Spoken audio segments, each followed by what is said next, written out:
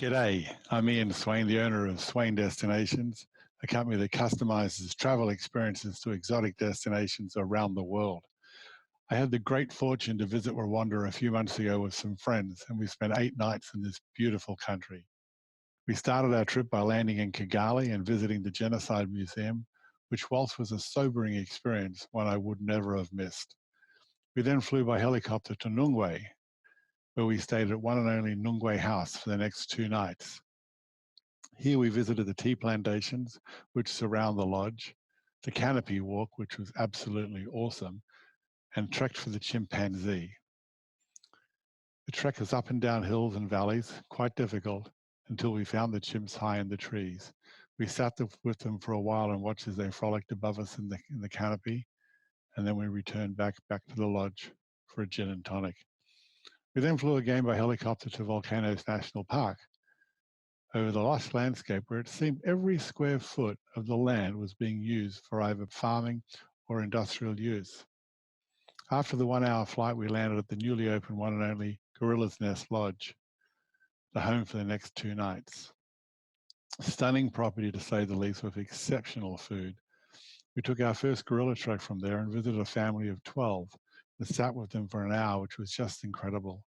The trek wasn't super hard, but I did use 2 porters to assist me along the way, and I strongly urge anyone who visits Rwanda and does a gorilla trek to hire their local porters to assist them going through the jungle. We all found that Rwandan people are so friendly and so proud of their country and speak about the solidarity of the country now with pride. We visited a small primary school with some gifts, some raincoats, coloring pencils, soccer balls, etc., and they returned the favor by giving us a quick performance from their school choir of local Rwandan songs. It was delightful.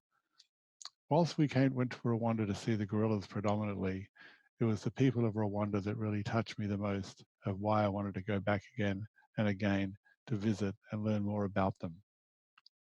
We then moved to Singida Kwatonda, which is just a short drive from one and only, for the final 3 nights.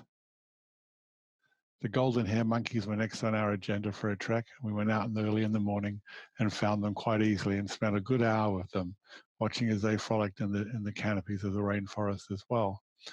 They're very different to the chimpanzees. They have different behaviors, and it's just fun, and you have to sort of follow them around because they move quite quickly.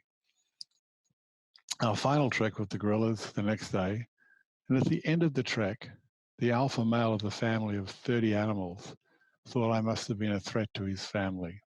And as he walked past me as he's leaving the area we were watching them, he gave me a couple of taps on the back, just to show me he was boss and I wasn't. I was thrilled to have that close encounter. Singida was an incredible experience, also a wonderful food service and decor, not to mention the views from the suites.